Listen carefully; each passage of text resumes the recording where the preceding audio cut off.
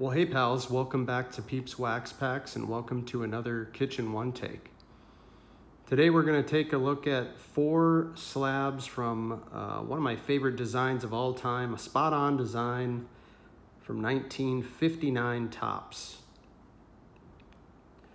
50s Topps were just loaded with great designs in my opinion, and it's hard to pick a favorite, but 59 is always seemingly up there in my book. And there is the Larry Doby card number 455 out of the set in a very good, excellent 4. You can see the centering isn't perfect. It's not terrible. The surface is wonderful. The color is wonderful. And that is what I'm drawn to first and foremost. Could have a little better centering, of course, but you know, this was a very, very reasonable buy.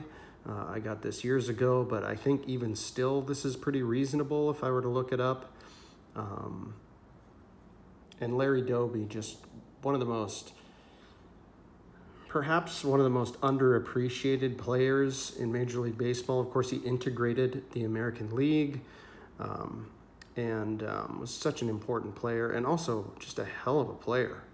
And here he's shown with the Detroit Tigers. He doesn't have a cap on. That bothers some people. But it doesn't bother me here. I just think it's a nice picture of Larry. And love the little Tigers logo in the bottom left there. It's a wonderful design, great color. Here's the back. Sorry for the glare. There, that's a little better. Of course, Larry came up with Cleveland. His rookie card is a 1948 Leaf. I would love to get that one day. It's rather pricey, but maybe one day I can get one. It is a goal of mine to get the Larry Doby and the 48 Leaf, as well as Jackie's 48 Leaf. The Jackie might be out of reach unless I win the lottery or something. But the Larry Doby seems to be somewhat attainable, and I think Larry was just an incredibly important player. So anyway, I was really happy to add another slabbed Larry Doby. Wouldn't mind trying to put together the Larry Doby run, frankly. We'll see how that goes. All right, next up is another one I've got a long time ago, and this one is a perfect example of my prioritizing surface over centering. It is the card number 163, Sandy Koufax. Of course, Sandy is still with us, which is super cool. In his 90s now, I believe. Just a beautiful design. The surface on this one is fantastic. The corners are quite nice. You know, not even a lot of dinging on these corners, but the centering is what brings it down to a 4, I'm sure of it. And you can see on the back, there's almost no border on the left-hand side. You know, it's bordering miscut, but I don't know where they draw the line on the miscut and the off-center and whatnot, but no qualification on this one with PSA, and I appreciate that. I don't like the qualifiers and the flip. But just a beautiful Sandy Koufax. This is one I've had for a while. I did show the Sandy Koufax rookie card a while back, and I probably have about 6 graded Sandys, so not too far off of his run as well. Of course, Sandy is very popular in the collector's realm, so they can be rather expensive, but anyway, there it is, my 59 Topps number 163 Sandy Koufax. Let's see, we're gonna have to make a little more room here. Larry and Sandy, you're gonna have to move over. We got a couple more coming. This one I got a couple years ago, and this might be my favorite of the group. It is the Ernie Banks. The color on this is just spectacular. The surface is remarkable. This one, of course, got a 6. It does have a little bit higher grade. The centering, again, not perfect, but everything else is just wonderful. And I just love this card. Just the color, the little bear in the lower left, the spot-on design. It's just, it's one I really love. One of my favorite Ernie Banks cards for sure. Here's the back.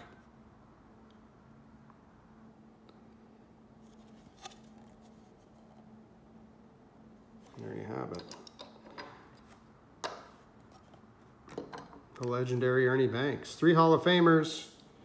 And the last one is not a Hall of Famer. However, I'm a big fan of this player.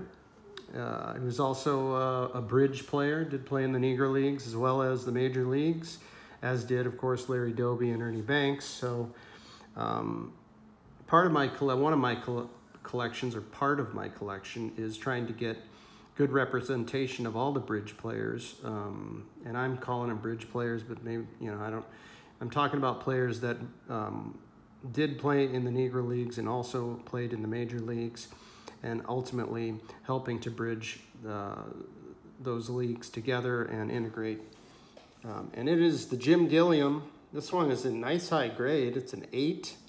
I just got this recently. The 59 Topps number 306. Of course, Jim Gilliam was the one to take the place of Jackie Robinson when Jackie retired. Jim came in to play second base, and was a hell of a player, Jim Gilliam. Maybe won Rookie of the Year even, if I'm not mistaken. And just what a great design. I know the Bob Gibson has the pink, and this Jim Gilliam also has the pink. Junior, or Jim Gilliam. Card number 306.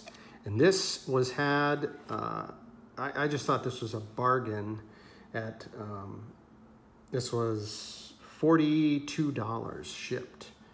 I made an offer, and I just, you know, the seller took the offer. The other ones were going for around 50 to 60. So, you know, still not a lot for a player of this importance in a high, you know, pretty high grade in an 8. And this one's just gorgeous. The centering is great. The corners are great. The color's great. You know, that's what you get when you get a higher grade in these vintage cards. And this is my latest vintage pickup. I just got this in the mail a couple days ago. So I was very happy to add that. And there it is, the swath of 59s for my collection. I hope you enjoyed, and thanks for coming by. Take care, everybody.